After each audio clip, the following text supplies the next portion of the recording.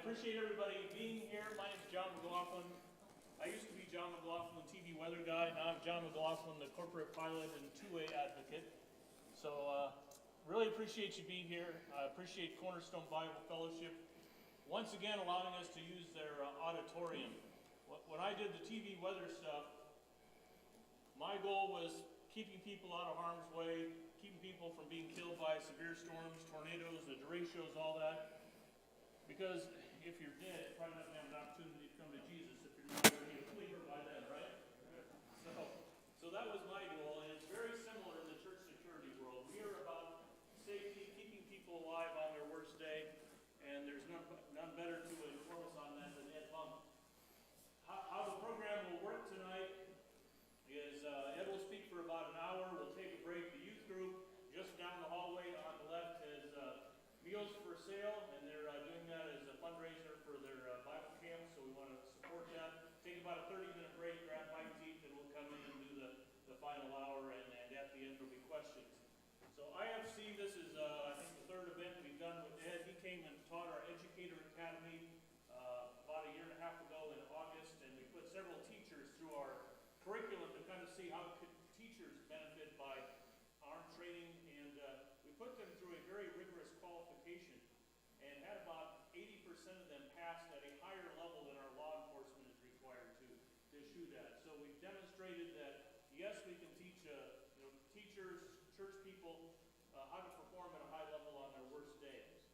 And we're continuing these efforts with IFC, not only kind of the educational component like Ed's going to cover tonight, but working with churches individually, getting high-level people that can come in and speak to congregations, speak to school buildings, talk about where your safety gaps are, how to harden certain areas of your structure, get that concentric rings of protection. So if you have an interest in that at your own house of worship, sign up at the IFC table out at in the foyer there. Let us know you have an interest. We can make sure we mail you if you're not an IFC member. Of course, if you're not an IFC member, please become a member to help support things like this. I guess it was about a year ago, Billy and I and several others with IFC were here, and we went through a trauma medical class. Not everybody that was here at the time was able to purchase individual first aid kit with the tourniquets, chest seals, things like that. So we've resupplied. We have those out at the table, so maybe over the lunch break or afterwards if you didn't get a first aid kit last time. It has all the life-saving stuff, and as Ed will talk about, you're far more likely throughout your course of life to have to put a tourniquet or a chest seal or hemostatic gauze on somebody than you're probably going to have to get in a gunfight. So that training and awareness is super important as well. So I'm going to bring on Ed in just a second. He is a retired Army Lieutenant Colonel. He's been a history teacher. He has been a law enforcement officer, continues to still reserve officer, or what are you now? Part-time. Part-time. So he brings the whole gamut of what we're going to talk about tonight with security. But before we bring him on, if you didn't mind, we'll just say a quick prayer, and then we'll get Ed on the stage. So Heavenly Father, thank you for everybody that's here tonight. Thank you for the work Ed is doing, not just here in Iowa, but as he travels around the country. Most importantly, Lord, we thank you that you put the heart of a protector in the folks that are here tonight, the heart of a warrior, the people that are willing to stand in the gap and stop the bad guy at the door. Lord, thank you for these people. Just pray that you would continue to surround them, surround their own individual houses of worship and schoolrooms and businesses, and protect them on their worst day, Lord. Thank you for everybody that's here tonight, and provide travel mercies on the way home. We ask this in Jesus' name. Amen. Amen. All right, bring up Ed. Welcome Ed Bunk from Last Resort Firearms Training down in good old Arkansas. Yep. Thank you much for being here. Yeah, appreciate the invitation.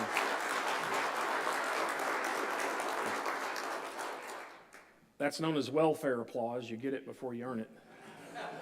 So this is impressive. This turnout's impressive. So I thank John and IFC and the church for putting this thing on. So y'all ready? Because we're going to go pretty fast.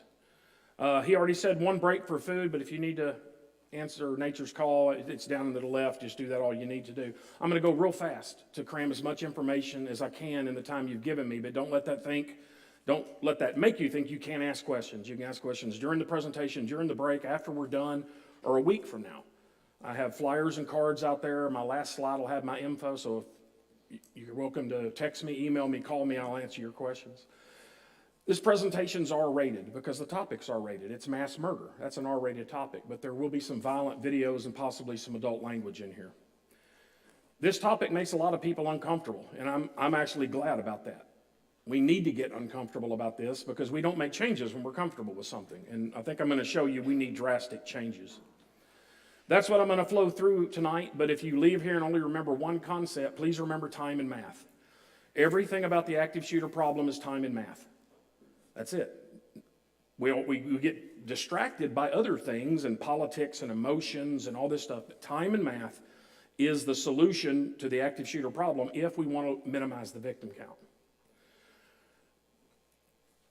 I like to brag on myself a little bit and tell audiences I did at West Point. I graduated in the top 5% of the bottom third of my graduating class. And if you know, I started on the dean's other list. That's a pretty good accomplishment. And I immediately, 10 days after I retired from the Army, after 24 years, I taught high school for 4 years. So that really helps me when I go into schools. They can't say, you don't know what it's like, you don't understand what it is. Yeah, I do. So that's my past. What that means is these are the experiences and the perspectives from which I have studied this problem of the active shooter over the last 17 years and continue to do so.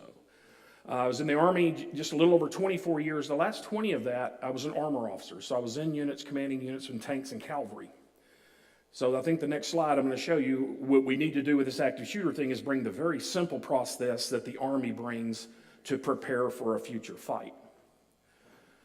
If the Army thinks we're going to have to fight somebody, we may have to fight somebody, or we know we're going to have to fight somebody. It's a 3-step process.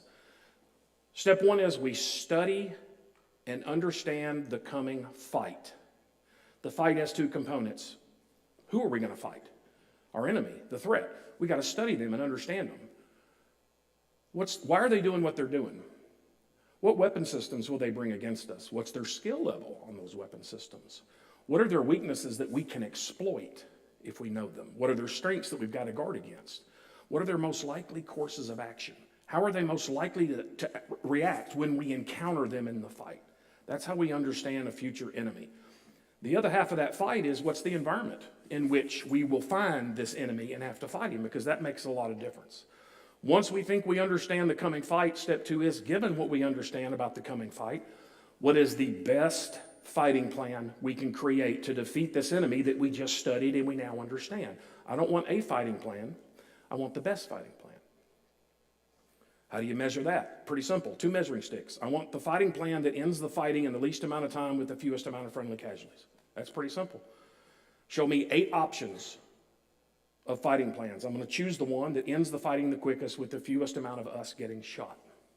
Once we think we have the best fighting plan, step 3 is the training plan. How do we train our people to execute the best fighting plan to defeat the enemy that we now understand? It's not a complicated system, is it? But we're not doing it. I think as a country, we've been horribly failing at this active shooter thing for over 40 years. Now, if the first active shooter ever in America happened this morning, you could understand not being ready. This came out of left field. Who'd have thunk this, right? But we know who they are. We know pretty much exactly what they're going to do. They're very easy to prepare for, and we just refuse to do it. Why would I say that? Well, there's 33 years of schools. Now, Stockton wasn't the first one. Uvalde wasn't the last one. And there were several other school shootings within there, but that's just a sample of 33 years of failure. It doesn't look, if you grade an attack by the victim count, it doesn't look like we're adapting, learning, getting better, making adjustments. There's businesses. Not listed up here is a grocery store 53 miles from my house in Fordyce, Arkansas that was attacked within the last 12 months. And there's military bases. We're not learning, we're not doing better. Overall, there are 2 areas where I have seen not perfection, but good progress, forward movement, improvement, and one is churches.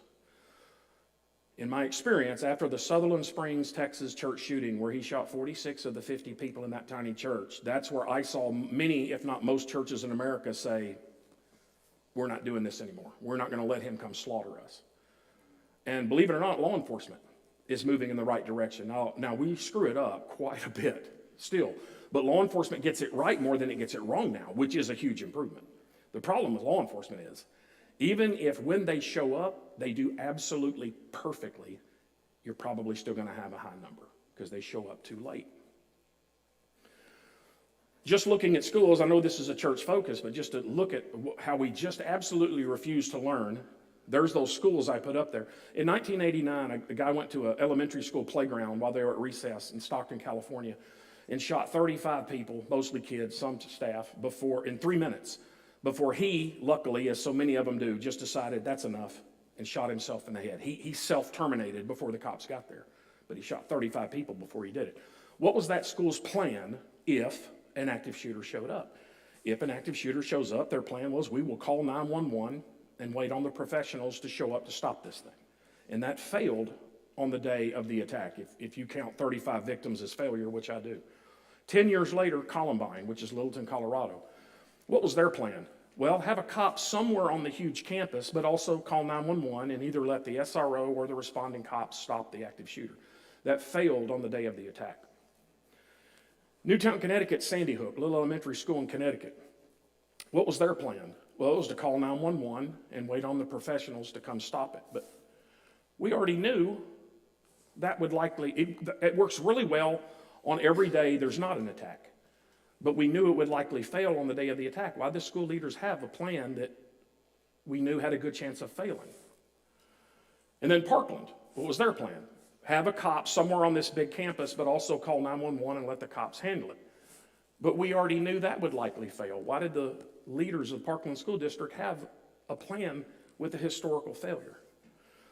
3.5 months after Parkland, we had Santa Fe in Texas, another high school. What was their plan? Well, if one cop on the campus isn't enough, they had 2 cops on campus. They had 2 SROs on the high school. And their plan was to call 911 and let either the 2 SROs or the responding cops stop the attack. And if that plan failed. And then Uvalde was just a couple of years ago. What was their plan? Call 911 and wait. We knew, the leaders of that school knew 33 years earlier that that plan that they had would likely fail. And they had it. Henry Ford said, if you always do what you've always done, you'll always get what you've always got. And that's what we're getting. We just refuse to learn. A greater philosopher, Mark Twain, said, there is nothing to be learned from the second kick of a mule, or the 9th kick, or the 28th kick, or the 44th kick. And I would argue 98% of schools in America are just sitting right behind the mule, just hoping. Instead of moving out of the way, they're just sitting back there hoping it doesn't kick. So understanding understanding the enemy that we may have to fight. Well, the only way I know to predict what's most likely to happen in the future by what's most often happened in the past. And in America, this is it. The shooter is usually a male, usually young. They will usually try to start their attack and carry out their attack in a place where they think no one will fight back. Because the vast majority of these shooters aren't shooting people to shoot people. They're shooting people as a means to get media coverage. They want the media coverage to get fame. If I go into Des Moines tonight and shoot one person, I'll make the Des Moines news. No one in Billings, Montana will know who I am. But if I go into Des Moines tonight and shoot 30 people, tomorrow morning, everybody in the world with an internet connection will know me. Know my face, know a manifesto that I've left, know every social media post I've ever made. It's instantaneous famous. So they can't just shoot 1 or 2 people to get this fame. They have to shoot a lot. So they don't go up inside of police stations to start these attacks. They don't go to NRA conventions or gun shows or hunting clubs. There's nothing preventing them from attacking those places. It just won't last long enough to get the body count. So they have to go somewhere where at least they don't think anybody will fight back initially. Of course, the cops will eventually show up, but by that time, that's more than enough time to get the body count that they need. They usually have multiple weapons. 2 to 4 guns on them is usually the norm when they start, and one of them is usually a long gun, a rifle or a shotgun, and that's what they'll start with. They'll start their attack with a rifle or shotgun. As soon as it's empty or malfunctions, they'll dump it, go to the second gun if they have it, shoot that one until it's empty or malfunction, dump it, go to the third one if they have it. They usually have large amounts of ammunition. Most of them have hundreds of rounds when they start their attack, and at least 5 have had over 1,000 rounds on them when they start their attack. And we'll talk about at least one of those tonight. So it's clear what their intent is. These attacks last a relatively short time, but time is relative. If you go to McDonald's drive-thru and order you some Frenchy fries, and it takes you 3 minutes to get up there and pay for them and get them, that 3 minutes goes by fast. You're listening to your jams, playing on your phone, swatting your kids. that time flies by. But if someone walks in this door and shoots at us in here for 3 minutes, that will seem like an eternity. It's the same amount of time, but it's relative. Active shooters almost never have an escape plan, which makes them very different from most other violent criminals that we plan for. They don't have an escape plan. They know when they shoot their first round of their attack, they will end that day in the morgue or in custody for the rest of their life. And they're happy about it. That is their plan.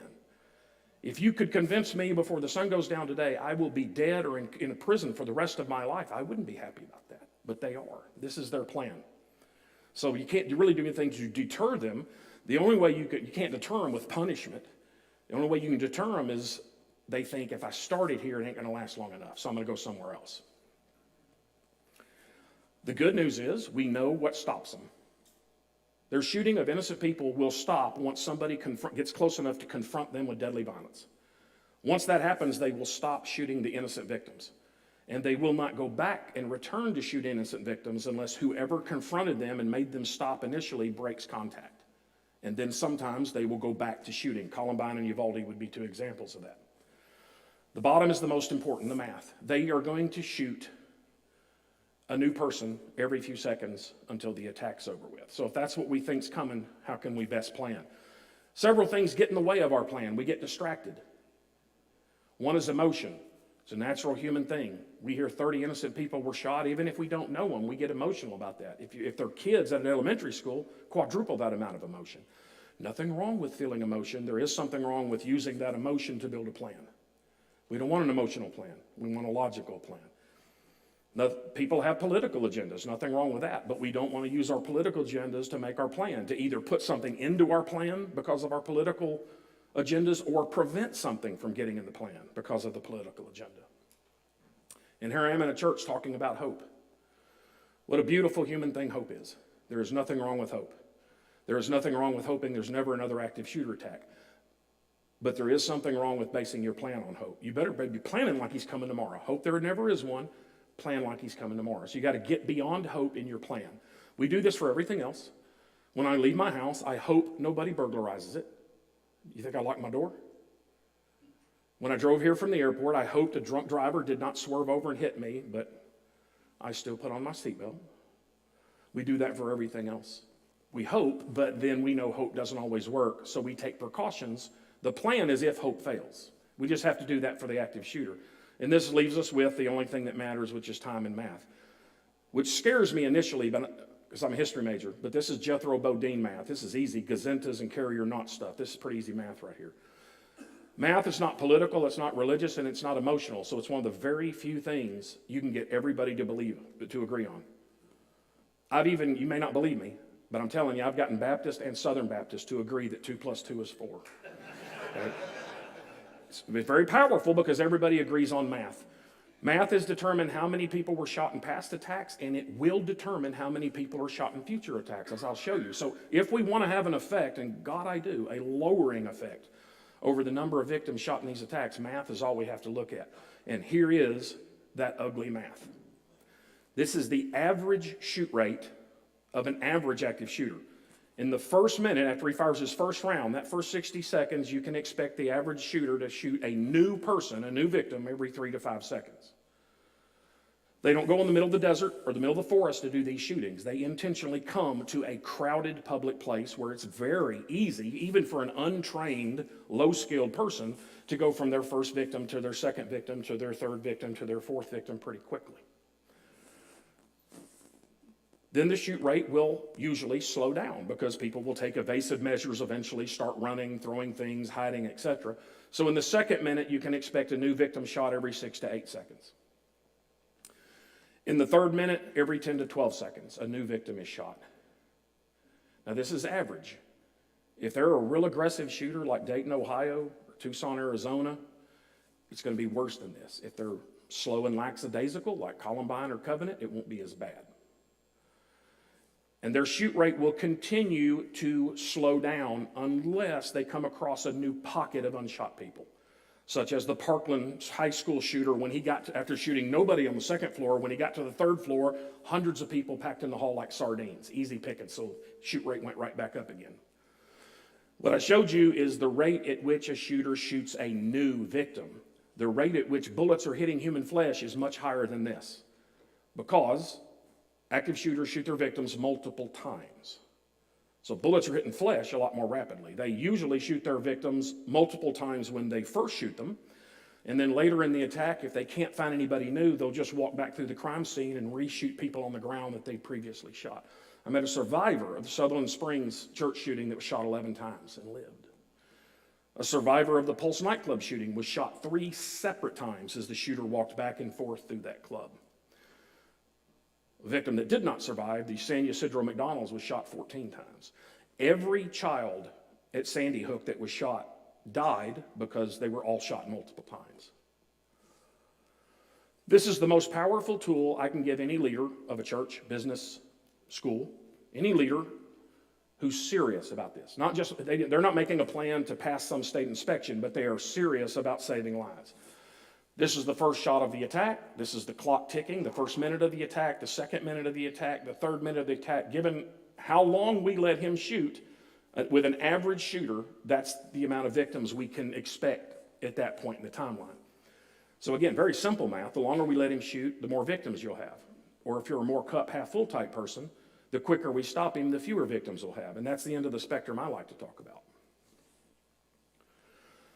Again, the problem with cops, even if they do perfect when they show up,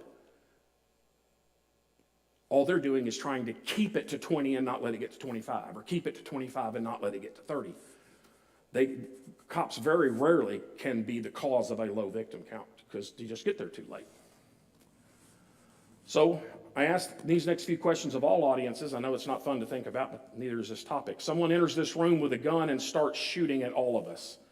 Once he starts shooting at all of us, how soon would you like that shooting to stop? I get some funny looks when I ask this. And some people like that. Some people would say that's actually a silly question.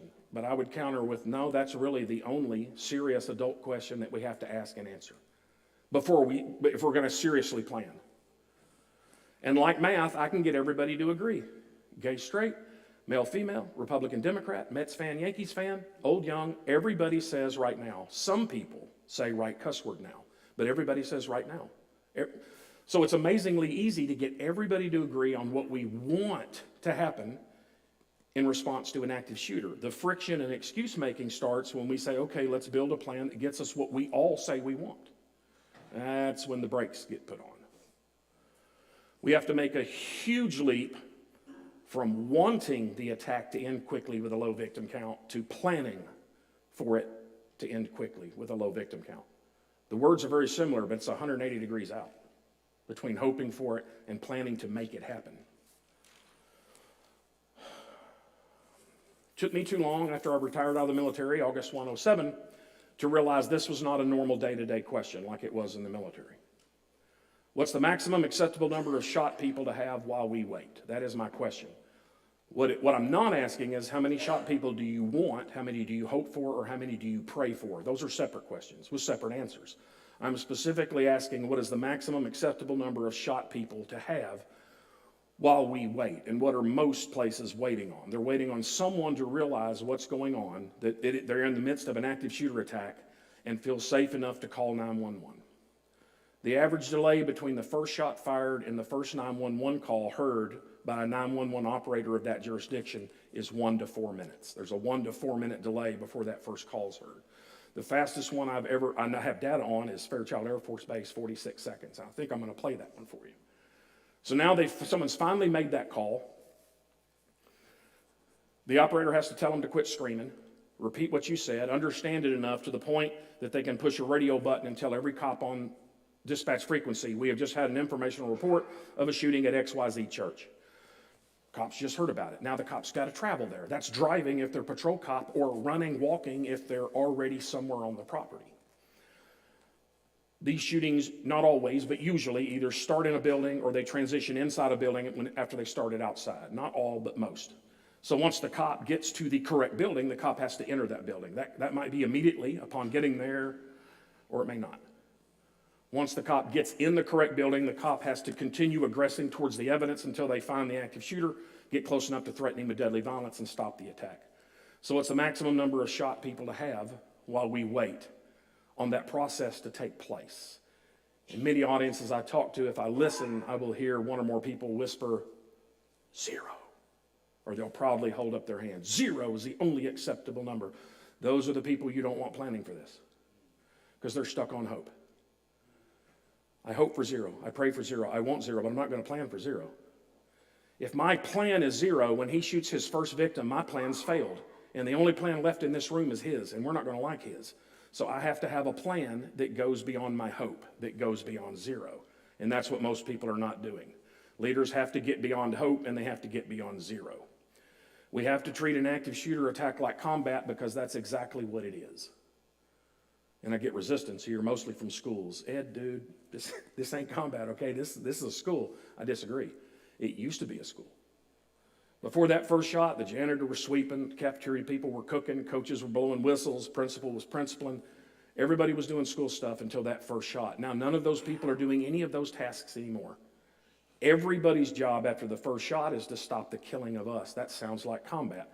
In combat, we don't hope or wish casualties away. We don't say we're going to attack a dug-in enemy tomorrow. Let's just hope none of us get hurt. That would not be adult. We know we're going to have casualties, so once you admit that, it frees you to plan for casualties and actually plan to minimize them. Instead of just hoping we don't have many. You're not taking control. If you plan for them, you can take control. The problem with active shooter combat is it starts as one-way combat, where only one of the two sides in the fight is doing any fighting. And one-way combat's nifty if you're on the giving side. But it's no fun if you're on the receiving side. And all of us good people start on the receiving side. Because remember, this is his plan. His plan is to show up at a place he thinks he's the only one that's going to hurt people for a few minutes. So the question is very simple, but it's extremely uncomfortable for most leaders. How long are we going to let it stay his plan? We know what he's going to come here to do. We know that ahead of time. That's no secret. So once he shows up and starts doing his plan, how long are we going to let it stay that way? If we let it stay his plan, where he's the only one hurting people, we're not going to like the number. But if we quickly, and that's the most important word there, if we quickly turn it into two-way combat, we have a high expectation of a low victim count. Schools, churches, and businesses fail because they rely on the church, on our country's default plan. It's there for us, so we rely on it. I travel 3 or 4 times a month now. I stay in a lot of hotels. Sometimes I'll check in and they'll say, Mr. Monk, as a guest, we have a free breakfast tomorrow for you. Thank you very much. Go down there, there's 2 stale pastries with flies buzzing around it. I understand this is here for me to use, but I'm not going to use it. I'm going to Waffle House. I'm going to go get something better. This is what our country offers us, and it fails. So we got to not use this and opt for something better. The shooter walks in with, or while in here, he pulls out his gun and he shoots his first victim. Bang. Victim count is now at 1. As the clock moves forward, that's only going to go up. There's a 1 to 4 minute delay between the first shot of an attack and that first 911 call heard by an operator. In this example, I made it 1.5 minutes. That's pretty quick. So this is one of the most crucial things for leaders to understand. If their plan to stop the shooter requires a 911 call, they are almost guaranteed mathematically a double-digit victim count, because there will be 10 or more people shot by the time the first operator hears the first 911 call. Let's give that operator a few seconds to tell the person to stop screaming and understand what's going on. Now push a radio button and tell every cop on dispatch we have a report of an active shooter. The cops just heard about the shooting and we're already past 20. It's not the cops' fault. The cops just heard about it. Cops have no magical ability to unshoot people that were shot before they got the radio call. And cops really can't help the next several that are going to get shot as they travel to where the radio told them the shooting was. Again, that's driving, patrol, running, walking if they're already on like a school resource officer at a school, or some big churches pay cops off duty to be somewhere on the campus. Now, if this church, school, business, if this attack is inside of a city serviced by a municipal police department, it is possible to get the famous 3-minute response time, 3 minutes drive time. But if this church is out in the county and they're waiting on a trooper or a deputy, this could be a very long wait. But in this example, I made it the better of the two. 3 minutes after the radio dispatch, the first cop screams into the parking lot and slams on his brakes. Before the cop gets in the building, we're already at 30 with the average shooter. This cop does what we want a cop to do. Gets out of the vehicle, finds an entrance, gets in the building, aggresses, finds the active shooter, and threatens him with deadly violence. We've stopped the attack. Just entirely too late. What does stop it? We know what stops it. Somebody getting close enough to threaten him with deadly violence. That does work. It just worked too late here. So we take what works and we drag it back down the timeline. Given the average shoot rate of the average active shooter, we have to stop him no later than 30 seconds into his attack to have a realistic mathematical good chance, not a guarantee, good chance of a single-digit victim count, if that's what we want. We got to stop him within the first 30 seconds because there is no way possible to communicate with somebody who's not here and then get them here within 30 seconds. That leaves us with, we got to stop him. The intended victims have to stop him, the people there. We've only had 5 multiple shooter attacks in our country so far. So well over 90% of active shooters have been a sole shooter. But even if there is only one shooter, there's 2 enemies that we have to plan for. And that second enemy is why we're failing. We're not planning for his accomplice, his buddy, his partner, and that's the clock. Once he starts shooting, that clock's going to start ticking, and there's going to be a new person shot every few ticks. So it's not enough to have a plan that stops the active shooter. We have to have a plan that stops him quickly. Imagine calling 911 and screaming that your house is on fire. And the operator saying, well, you want it out? Yes. Well, just let it burn. It'll go out, won't it? If you just let it burn, just let it go. It'll burn. It'll eventually go out. No, I want it out quickly. In this state, I came up and helped schools, and the chief of police said, we shouldn't have armed staff in schools because this area has a tri-county SWAT team that's extremely well trained and equipped to handle an active shooter. And I'm sure they are, but the chief never talked about the clock. Hey, chief, how long is it going to take to notify the members of this multi-county SWAT team? Much less get them together and assemble them, much less gear them up, much less get them to the right campus, the right building on campus. How long is that all going to take? Never talked about that. He just said they're better equipped. Well, SEAL Team 6 is better than your SWAT team, but I'm not waiting on them either. John Wick's better than SEAL Team 6, but I'm not waiting on him either. If you're not there when it starts, you're irrelevant to a low victim count. How can we stop the active shooter? I know of 3 ways. Shooting him down has an unbelievably high success rate.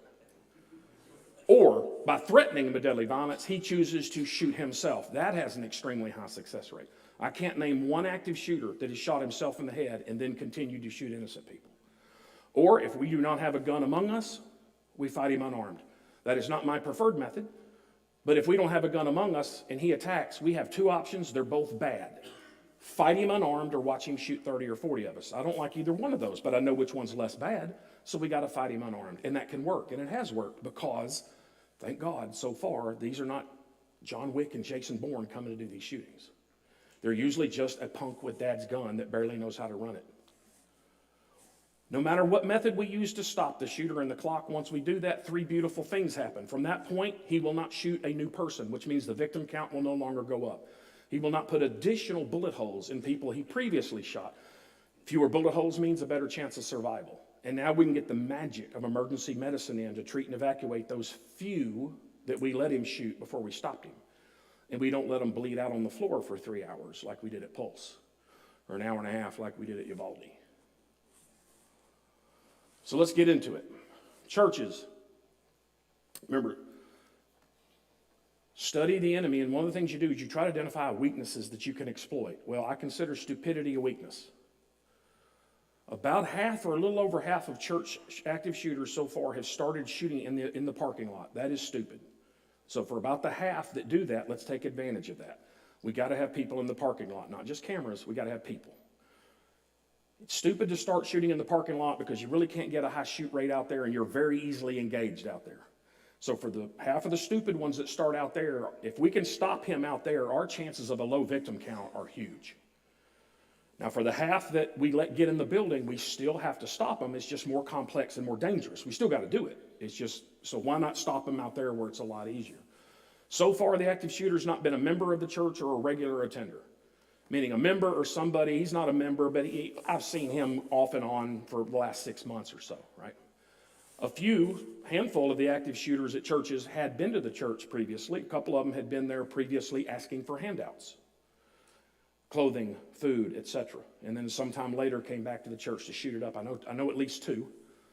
Others might have come to 1, 2, or 3 services. All they're doing is reconning, but they haven't been coming for months and months. Having armed church members present at the church as a welcoming party for the active shooter has worked 100% of the time. Now that's only twice, but it's 2 of twice. It's worked every time it's been challenged. That's important to me. So when I talk to schools, I tell them I got it. 8:30 to 3:30 is your Super Bowl, but there's a lot of pregame and postgame. I got it. Sabbath worship service is a church's Super Bowl, but there's a lot of pregame and postgame. I've worked with churches that are 7-day-a-week, 18-hour-a-day operations. So yeah, I got it. You got to worry about your Sabbath service, but you got what? Weddings and Bible school and vacation Bible school and revivals and all this other stuff. Daycare sometimes. So I start with a couple that weren't the Sunday service. This was a Wednesday night youth music prayer rally. Why in the world would you need to have security there? Because evil gets to decide where evil shows up. And he showed up here. Luckily, shortly after starting, according to the witnesses, facial expressions, it just seemed like he lost the stomach for it. Like, wow, shooting people I didn't know is not as cool as I had thought it might be. Walked back to the back pew, sat down, and clocked himself out, way before the cops got there. This one made a lot of news. You may remember this one. South Carolina, another Wednesday night, Bible study in the basement. He goes in before Bible study starts, sits and attends the entire Bible study, and then when they stand for the parting prayer, pulls out a pistol and shoots everybody in there, kills everybody he shoots because he shoots everybody like a lot, many times. Runs away, gets caught the next day. This is about that shooting. Dan Simmons stumbled toward the exit, and Roof shot him several more times, and he fell right next to the door to get out of the church. His son later testified about wondering why his father did not pull the gun that he normally had on him. It turned out that Reverend Simmons had left his gun in his car. And so there is some speculation that he was trying to get to his car to get to his gun. This happened before Sutherland Springs. I ran into a lot of this working with churches before the Sutherland Springs attack. Well, forgiveness, turn the other cheek, thou shalt not kill. We're struggling, we're getting pulled from both sides. After the Sutherland Springs attack, most churches stopped that. This was another one. He shot his first person where? In the parking lot, came in the back door of the church, started shooting people. An unarmed usher, and you can't tell by the shooter's photo, but he's like a bodybuilder, like super ginormous cut dude. And had a gun. Unarmed usher ran at him. Unarmed.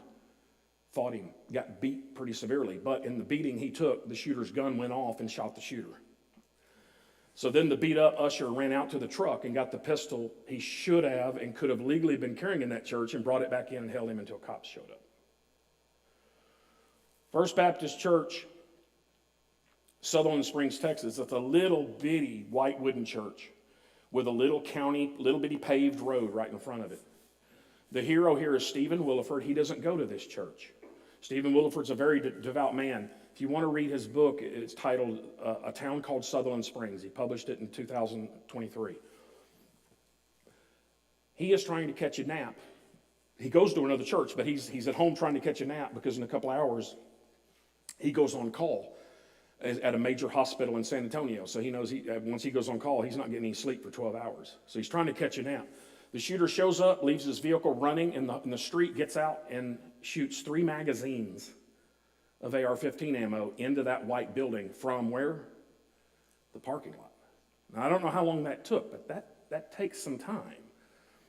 While he was doing that, Stephen's daughter was on the side of their house closest to the church. They're 3 houses down.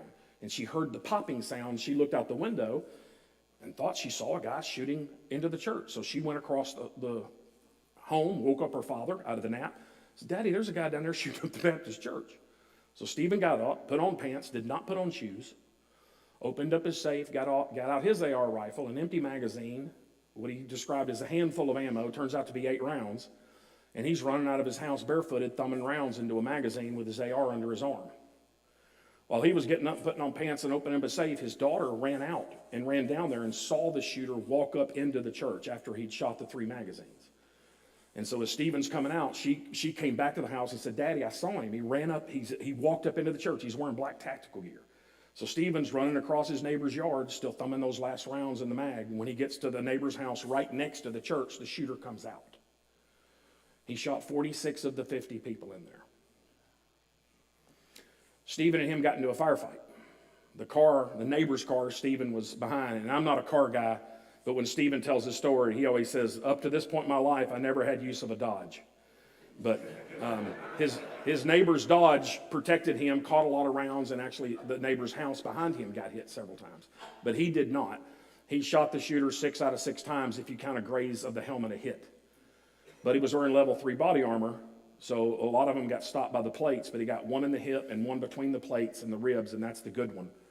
And so the shooter jumps in his truck and screams away, or jumps in his SUV and takes off. So Stephen's sitting there with a hot AR, barefooted, and he looks over and he sees this guy, Johnny Langendorf, a welder. He does not know Johnny, he's never met him, but Johnny's driving down the road in front of this church trying to go see his girlfriend this morning. And Johnny sees 2 guys he does not know shooting at each other in front of a church, which is not something you normally see. And so he flips off his phone and is calling 911. Hey man, there's 2 people shooting out. You might want to send some deputies. There's 2 people out here shooting each other in front of this church. When the shooter drives off, a fuzzy, tubby, white-bearded guy, barefooted with an AR, goes running over to Johnny's truck with a rifle. And Stephen says, anywhere else in America, a reasonable man would have driven away from me, but this is Texas. So Johnny rolls his window down as Stephen's running up to the truck, and he says, that guy just shot up the church. We have to go after him. And he said immediately he heard the electronic locks unlock. And he waddled around and got in the passenger side, and they took off. We know en route, the shooter called his father and said, Dad, I've been shot. I've done something very horrible. I'm going to die. I love you, blah, blah. About 7 miles away, he pulls off the road, drives out into a grass field about 30 yards, and parks. And we now know he clocked himself out with a handgun. But they didn't know that. They just knew he pulled out in the field. So they pull over on the side of the road. Stephen's already done a mag check. He's got 1 round in the mag. So he knows he's got 2 rounds left. And he says, I'm about 90% sure at this point the guy's got body armor. So I got 2 rounds to finish this with a guy who's probably got body armor. And he gets out barefooted, lays the rifle across Johnny's hood. And he's sitting there and he says, my mind's going 1,000 miles an hour. What ifing? What if he gets out of the car? What if he backs up at us? What if he keeps driving through the field? What if he does a big U-turn? He's wargaming this. And he's there 4 to 5 minutes.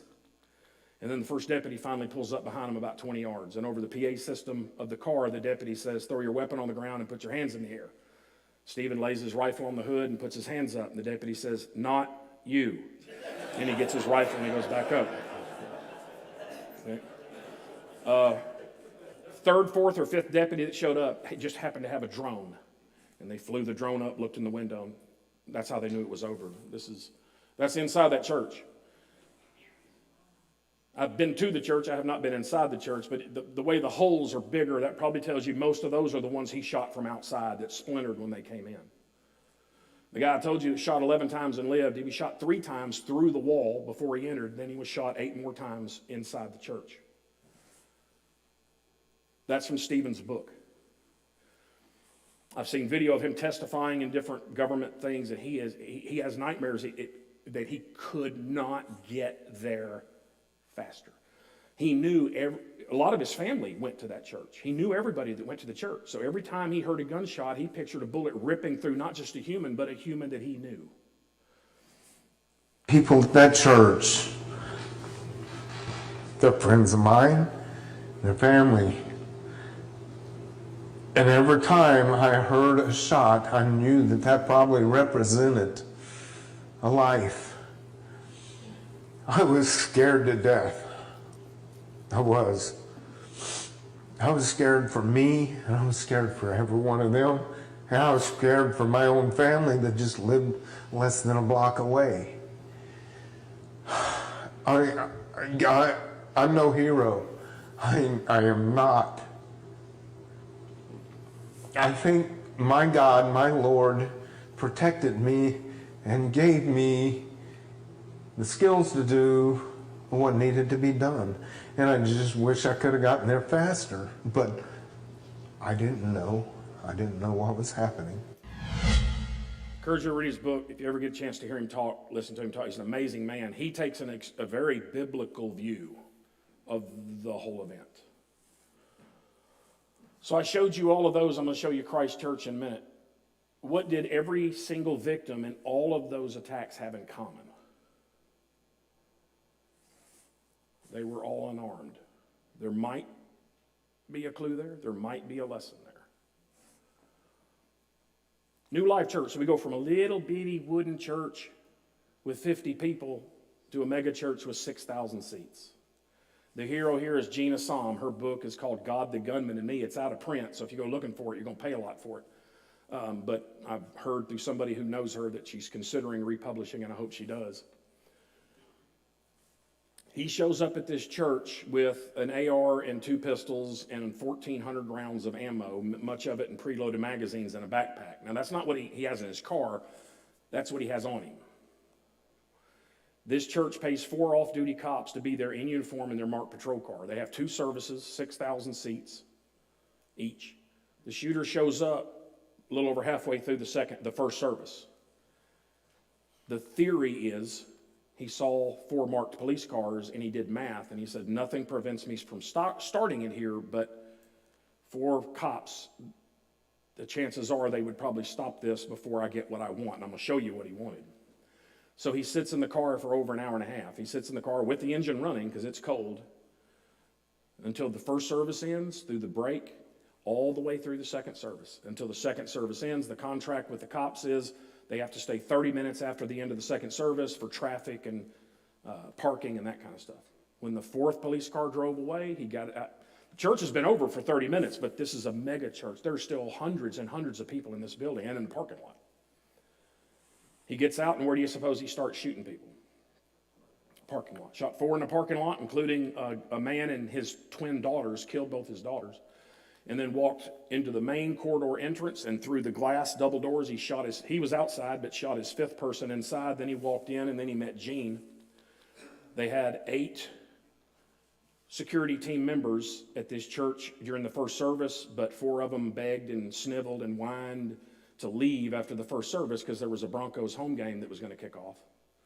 So they agreed 4 would stay. 2 of those 4 were armed. Jean and the leader of the team that day, a guy named Carl Chin, who is now the president of the Faith-Based Security Network, a nationwide organization to help churches share security stuff, good stuff.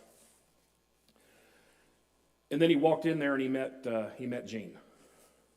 I hear this muffled pop, pop, pop noise coming from the east hallway, which was on my left, and the east hallway is over 100 yards long and 30 feet wide approximately, and it is the busiest hallway in the church. So I immediately go over there, and as I'm making my way to the beginning of the east hallway, these loud thundering cracks of a high-powered rifle just start ringing out, and I hear everybody screaming, and someone's like, "Get down, he's got a gun." And I thought that the gunman was inside our church. A taller security guy behind me says, "There he is, Gene. He's coming in the doors right now." Well, the gunman's entering the complete opposite end of the hallway where I stood. So he had been shooting through the doors of the church. So he was shooting into the masses of people. And so I pulled my gun out of the waist of my jeans where I keep it, and I just sprinted down the hallway toward him. And all of a sudden, everyone's gone. There was no one left in the hallway except for me and the gunman. And he's pulling open the second and last set of these heavy glass doors. So I took cover in this hallway on the right that was perpendicular to the east hallway that he was walking down. I put my gun in the high ready, and I was just going to wait for him to come up to me, and I was going to shoot him, perpendicular, and then I'd shoot him. And he turns toward me, and I shot rapidly 5 times and knocked him back completely on his back. And he sits up, and I walk toward him, and I said, "Drop your weapon or I will kill you." And he's shooting at me now, so we're shooting at each other. Obviously, I'm going to keep shooting if he's shooting at me. And then he tried to duck behind this hallway, and I couldn't lose sight of him because then I'd have another situation. So shot him again for a total of 10 times. active shooter ended it with the 11th one in his own mouth from his own pistol. That's what he had put on a website, an anonymous website, before he went and did his shooting. His parents had he had zero negative indicators up to this point in his life. He was in his young 20s, still lived with his parents. He'd had no negative stuff in his life, no drug use, no police contact, good student. Just brain went haywire. West Freeway Church, this is in the Fort Worth area. Jack Wilson here is the hero. He's been the leader of this church's security team for many, many years. He personally trains their armed people on the security team. He has a small training facility. He said on this day he thinks there were 18, including himself, armed people in this church, and right around 250 people attending the church. The shooter is this guy here. He came in, actually Jack's son-in-law shook his hand when he came in. Jack's son-in-law was being a greeter at the church that morning. Shook the active shooter, but didn't know at the time. The active shooter had a pistol grip 12-gauge shotgun with the barrel down the front pocket of his pants, and he was just holding it underneath his coat. He resits himself a couple of times. He ends up in the far right back corner. So if this is the pulpit, he is in the far right back corner, sitting here. That's Tony the usher. He's got a communion plate because they just finished communion. This is Richard, a member of the security team. This is Jack Wilson. Shooter's going to get up, get in the usher's face, talking to him. I don't know what he said. Then he's going to back up and pull that shotgun out from under his coat. Richard's going to stand up, tell him drop the gun, drop the gun. He's going to put the gun over on Richard, shoot him through the chest with a slug, pump the action, go back to Tony the usher, shoot him through the chest with buckshot, pump the action, and start walking towards the pulpit. And Jack's going to draw his pistol, and at 14 yards, he's going to shoot him through the head. If you don't want to see 3 people die, 2 of them murdered, now would be a good time to play on your phone. Church services are about to begin here. This guy that just popped up has been a little bit of problem for the ushers already. We have audio. Let's listen in, and then we'll start learning lessons. Guns out.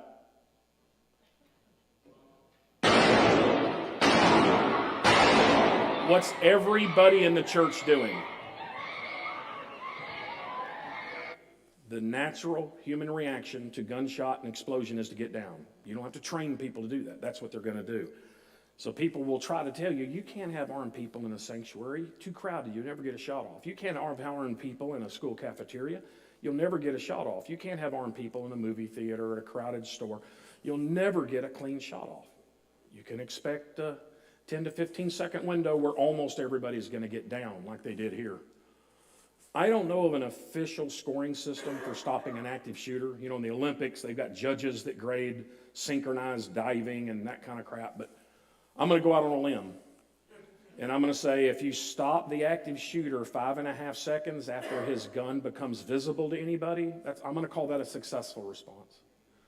If you stop the active shooter 2.3 seconds after the active shooter's first shot, I'm going to call that a successful response. So after every big active shooter attack as a country, we wring our hands. And the media leads us in wringing our hands, going, oh, not another one. Oh, my goodness, what can we do? What can we do? What can we do about this? What can we possibly do? Didn't Jack just show us what to do? I mean, there's a little humor here, but Jack didn't say, hey, listen, I've got a theory I would like to explain to you that I think could work. He showed us what works.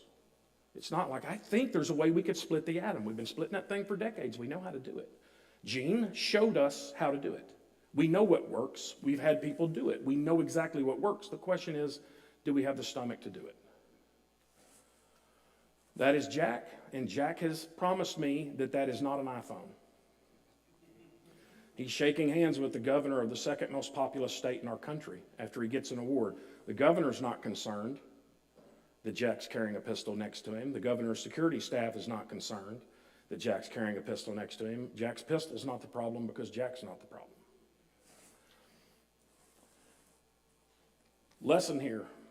Every single time they've showed up and attacked a church with armed church members ready to be a welcoming party for them, they've paid the price and we've had a low victim count. The boogeyman arguments is what I've named. I've been doing this 15 years. I know going in, if I get people that don't want to do it, what they're going to say. So one of them is, oh, you'll misidentify who the active shooter is and shoot the wrong person. Jack did not misidentify which guy had a pistol grip shotgun shooting his people. He got that right. Oh, but you'll shoot at the right person, but you'll shoot wildly and miss. He shot in a church full of 250 people. He didn't hurt anybody else. The cops will show up and shoot the Good Samaritan by mistake. Nope. Cops, Jack says, I cannot tell you how long after I shot this guy that somebody eventually made the first 911 call. But I can tell you that the first cop showed up 4.5 minutes after the first 911 call, because they had to knock on the outside door of the church to be let in because they locked their doors. So Jack's gun was long holstered. He was on his second cigarette by the time the cops showed up. And that's not a criticism of cops. That's a criticism of the system that brings the cops to us. How many of y'all have seen the body cams of the Lakewood Church in Houston? Mega church, 16,000 seats, I think.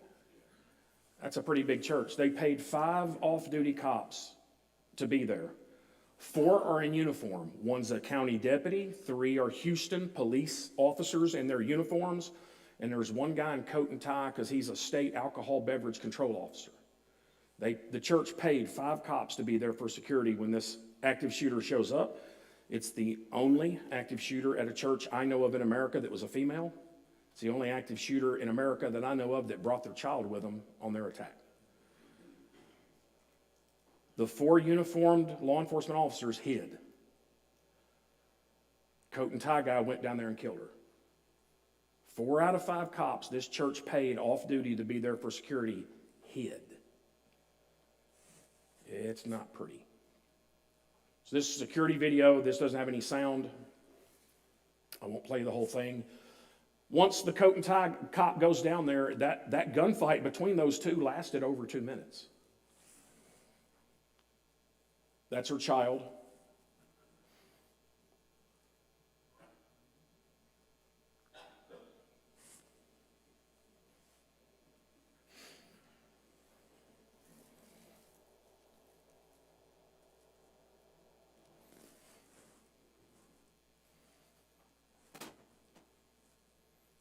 Can you see the kid holding his ears? Because his mom's shooting an AR-15 inside of a building, which I'm guessing is loud.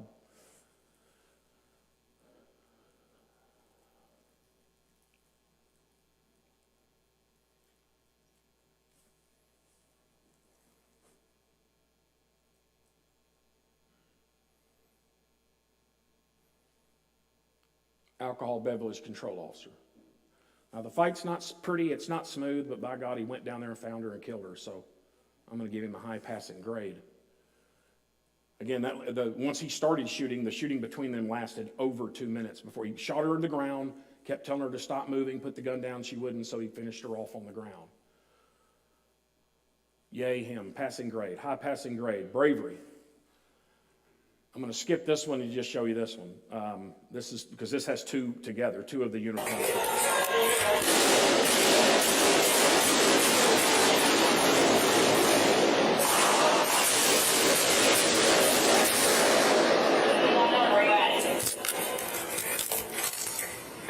We are Lakewood Church.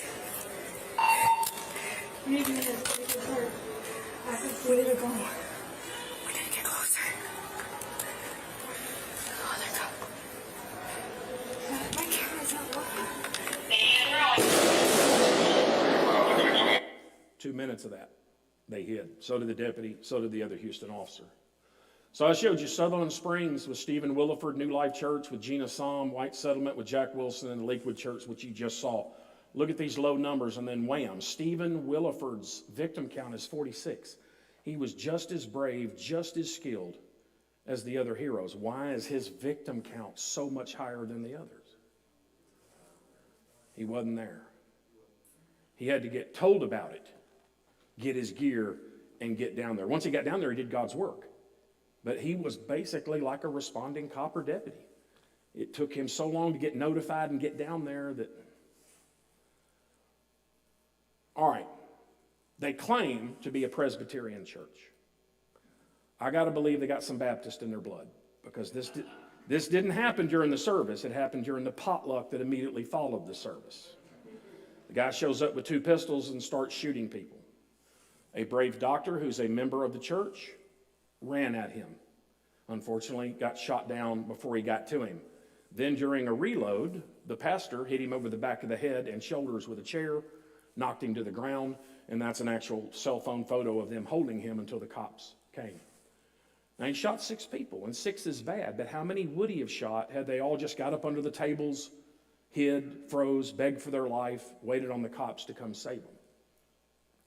You got to fight back. What we fight back with is negotiable. The fact that we got to fight back is not negotiable, not if we want a low victim count. Tumwater, Washington, this is Pastor David George now, my friend. He pastors a small rural church outside of Olympia, Washington.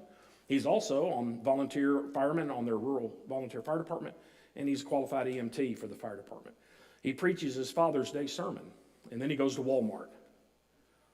He went to Walmart to return a bicycle he had bought for his granddaughter that had a defect in it.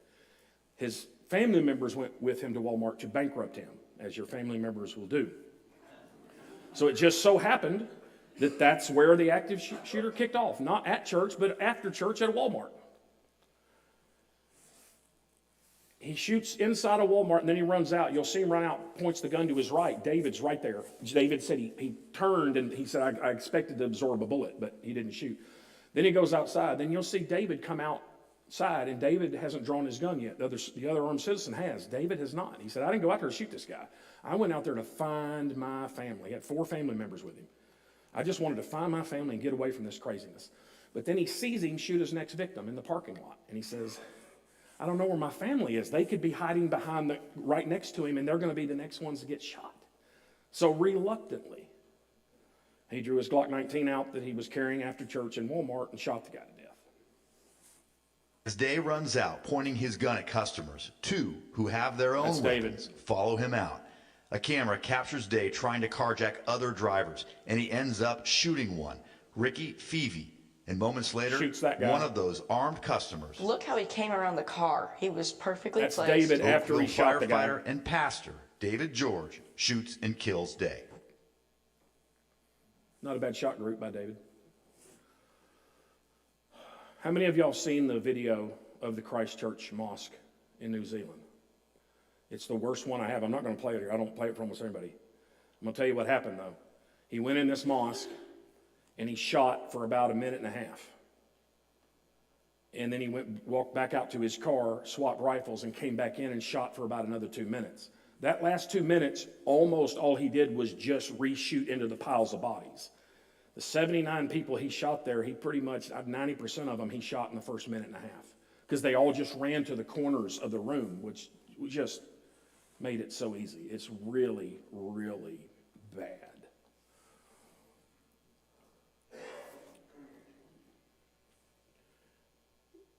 Can I hold you up for just about 5 more minutes before we go to lunch? Okay, this is not a church, but I love playing this because this clearly shows the problem of how the clock is linked to the number of victims. This is Fairchild Air Force Base. This is the hospital. This is called the annex, and there's a dental office and other doctor's offices around here. The shooter's going to show up, and he's going to shoot 2 people in the annex.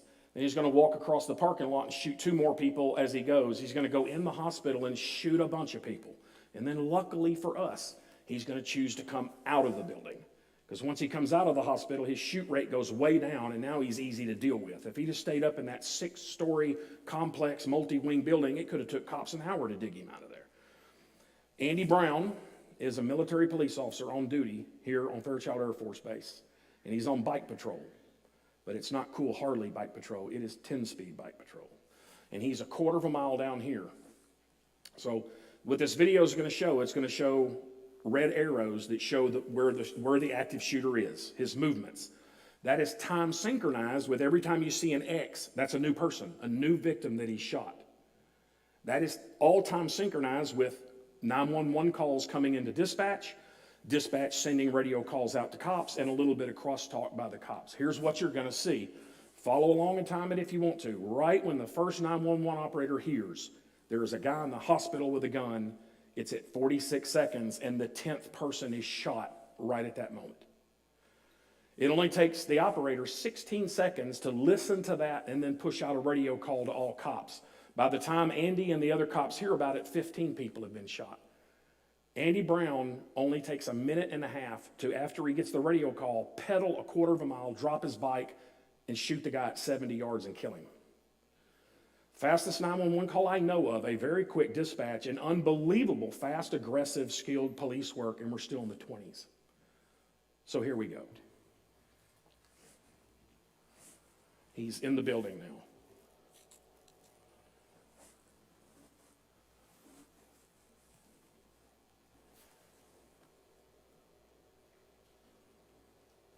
He entered into the offices of the psychologist and psychiatrist and shot them in the chest before exiting and crossing the parking lot.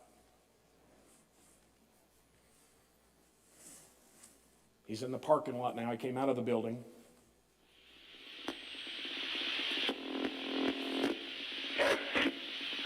To law enforcement desk.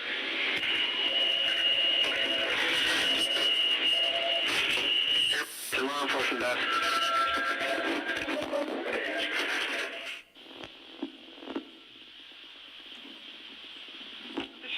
Crime stop reporting a crime or emergency.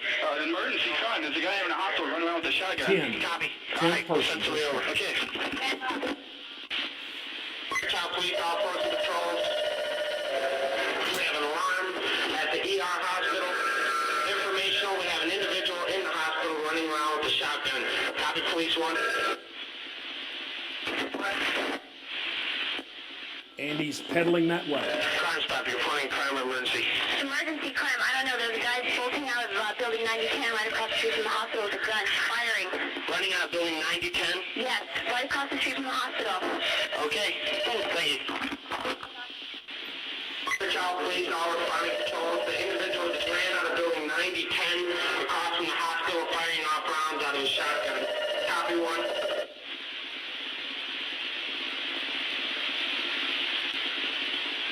I want you to take the front. Copy.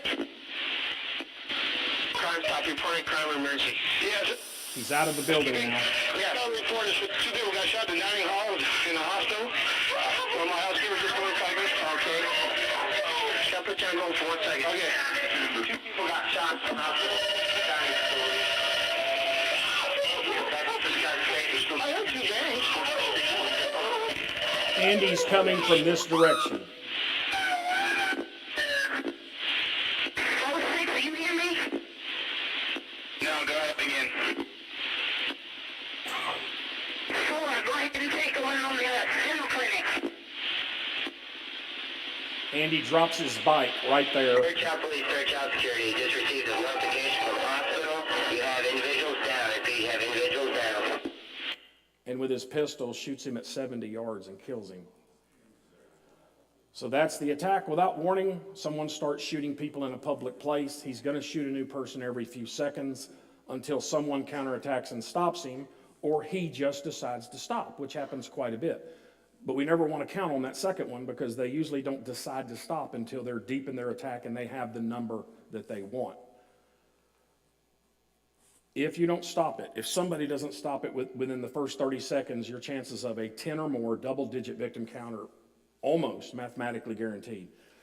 If you let him get into the second minute, you're probably going to have 20-plus victims. If you let him shoot in the fourth minute, you're probably going to have 30-plus victims. So if you're crazy enough to come back after you grab a sandwich or whatever they got down there for you, we'll talk about, okay, what do we do about it? We see how bad it is. How can we do better? That's what will be after